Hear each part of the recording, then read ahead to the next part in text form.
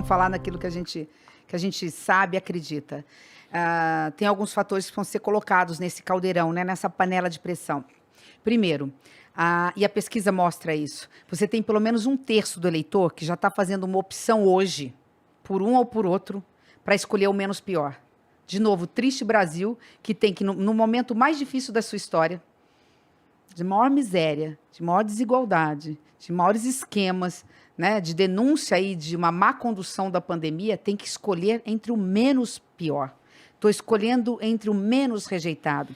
Então, o fato dos dois que estão ali despontando nas pesquisas serem os mais rejeitados, isso mostra na pesquisa, todas elas mostram isso, que você tem pelo menos 1/3 do eleitor que ou está disposto, além dos votos brancos, nulos e aqueles que já estão votando no Ciro, meu particular amigo tem um carinho muito grande pelo Ciro, ele representa o mesmo campo democrático que eu, temos ideias diferentes na parte econômica, mas pensamos muito iguais nessa questão da defesa da democracia, o que significaria uma candidatura dos dois que estão em primeiro lugar.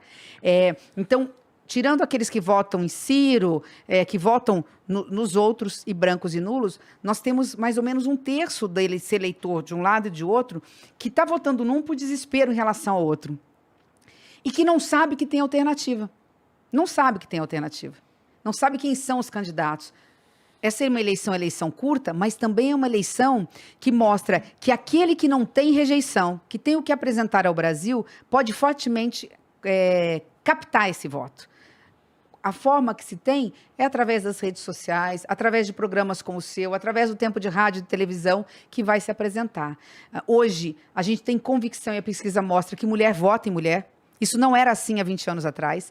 Havia um questionamento assim, será que a mulher é competente? Será que ela vai dar conta do recado? Hoje as mulheres mais novas, as meninas de 35 anos para baixo, são as primeiras a dizer o seguinte, uma mulher puxa a outra. Uma mulher empoderada é como um elo, né? Como numa cadeia, ela puxa a outra, ela projeta a outra. Então, nesse aspecto, mulher vota em mulher, nós somos a maioria da população brasileira e a maioria que rejeita um e outro.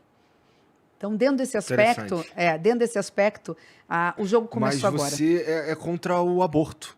Você diria que isso atrapalharia, nesse caso, de falar com as mulheres? Porque parece ser uma pauta que diz respeito muito a elas, né? Eu sou contra a legalização do aborto, salvo nos casos que já estão previstos no Código Penal. E eu acho que se nós fizermos, até interessante que eu vou fazer, mas se nós fizermos uma pesquisa, a população brasileira é mais conservadora. E acredito que a maioria da população brasileira ainda seja contra a legalização do aborto no Brasil. Essa convicção tua, assim, ser contra o aborto...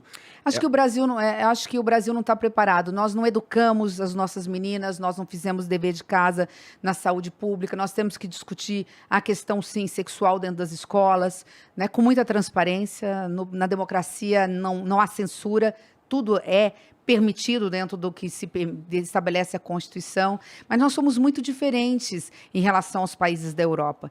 Acho que nós temos problemas muito sérios. E hoje no Congresso Nacional, eu sei porque eu dormi 7 anos no Congresso Nacional. Assim, eu vivenciei o Congresso Nacional por 7 anos. Hoje, sem medo de errar.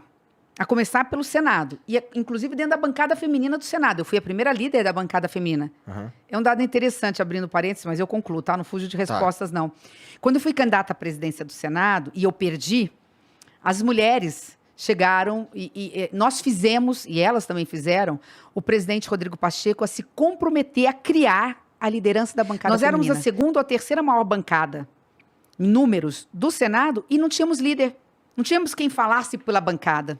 Então, quando o Rodrigo ganhou, ele cumpriu, e é importante dizer isso, o Rodrigo cumpriu com as mulheres e ele criou a liderança da bancada feminina. E as mulheres vieram para mim e disseram o seguinte, olha, você foi candidata, nós criamos a liderança por sua causa, queremos que você seja a primeira mulher líder da bancada feminina. Até falei, olha, não sei, não quero isso. E viramos. E dentro desse processo, nós somos decisivas na CPI. Então, vou fechar o parênteses aqui para falar do aborto, mas eu queria muito falar, uma homenagem às mulheres brasileiras e às mulheres que fazem política, sobre a participação como nós fomos importantes na CPI.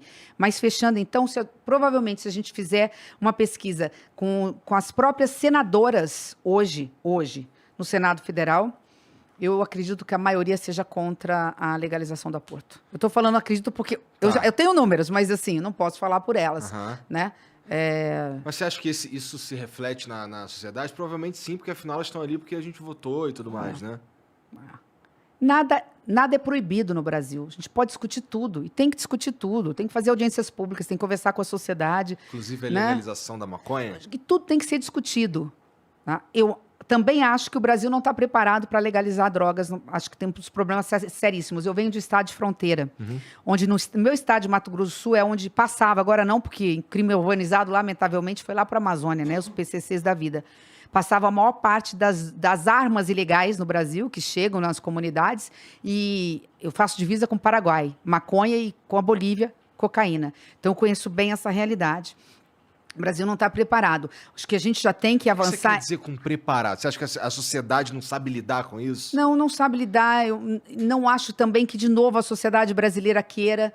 Estou falando da maioria absoluta, mas nós temos que ter coragem de enfrentar algo que é muito sério, que precisa ser resolvido. E Mara vai vir com essa missão, de entender que a cannabis tem que ser usada para fins medicinais. Bom, você já começa a abrir um debate importante. Não, mas isso nós vamos trazer isso para...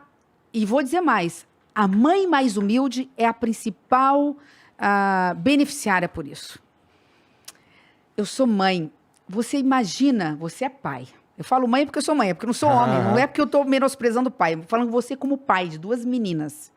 Imagina se você tivesse uma filha epilética, com epilepsia, uma filha que convulsiona, tem 90, 100, isso acontece, 100 convulsões por dia. Não, eu já vi coisas milagrosas que o CBD faz nesses casos aí, de o cara tá se tremendo inteiro, vem um cara, passa um óleo na sola do pé dele e ele para. E a gente dizer, olha, para uso medicinal, você tira aquela substância que dá barato e você utiliza apenas a substância que ajuda